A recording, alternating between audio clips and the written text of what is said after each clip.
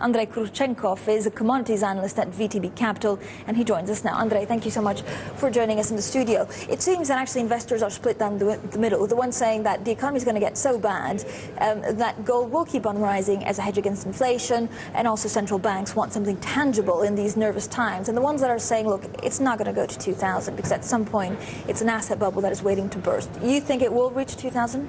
I don't think it will reach 2,000 unless we have another risk macro event, with another sovereign default or something like that.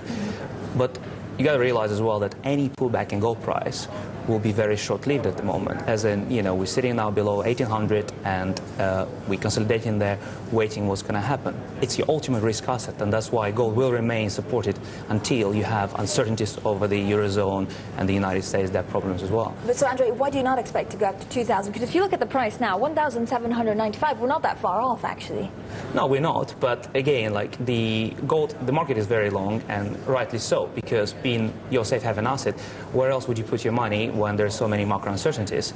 I mean, when you look at other traditional things like the yen or the Swiss franc, there's always a danger that, like Swiss National Bank, the Bank of Japan, they keep on intervening, obviously, because their currencies are appreciating and they don't like this. So gold remains the ultimate safe haven.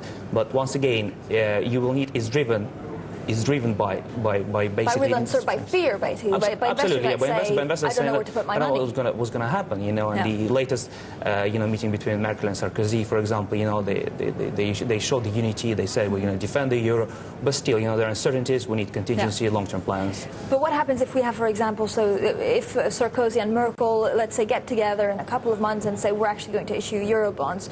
That would give, we hope, markets a little bit of confidence. So that would mean that a lot of investors would sell gold, or not so much? Well, firstly, I think this week they ruled it out. They said that this is not what's going to happen just now. They said there is no need at the moment. They're looking at more longer-term. But they've said that in the past. Yes, absolutely. Yeah. So, but if they do come and say that, like gold price will correct, but again, it's not.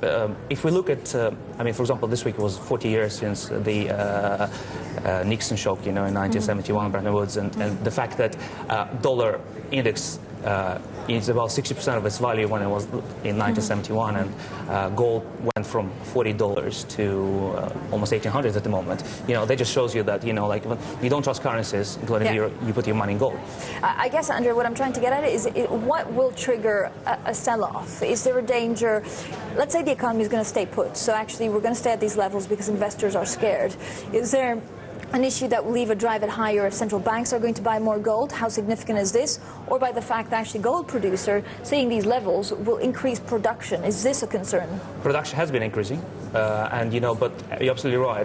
What's offsetting it is obviously the very strong investor demand and the newly products launched like ETFs, which have been extremely popular in the past 2-3 years. But also the one thing as well is that the central banks became completely net buyers, and that's the key thing here. Under central bank gold agreement, for example, they're not selling any gold. And as it traditionally happened. And I don't think it can happen just overnight, because the way the risk sentiment in the market works, you can have a small correction, but until investors are absolutely certain and clear, until the VIX index volatility comes down in Europe completely, and people are certain about the future, And also, I think the important thing here as well, the fact that the Fed last week said that, they're looking and potentially keeping ultra-low dollar yields until mid-2013, which suggests that gold is still, opportunity cost of holding gold still makes perfect sense. But, Andrey, if, for example, we have Bernanke at Jackson Hole saying that he's for more QE3, that will give the first indication that they are going to go ahead with more quantitative easing. Will that have an impact on gold? Yes, it certainly will. On the upside. Short term, but then short term maybe, like some relief, on the broader market, and then gold could correct, but then it's going to hold up where it is again, because frankly, many people believe that Q3 might not give much. It might short-term boost to the market, but you need more contingency policies like, taxes and things like that. You need fiscal policies here. Andrey, thank you so much. Andrey Kryuchenkov there.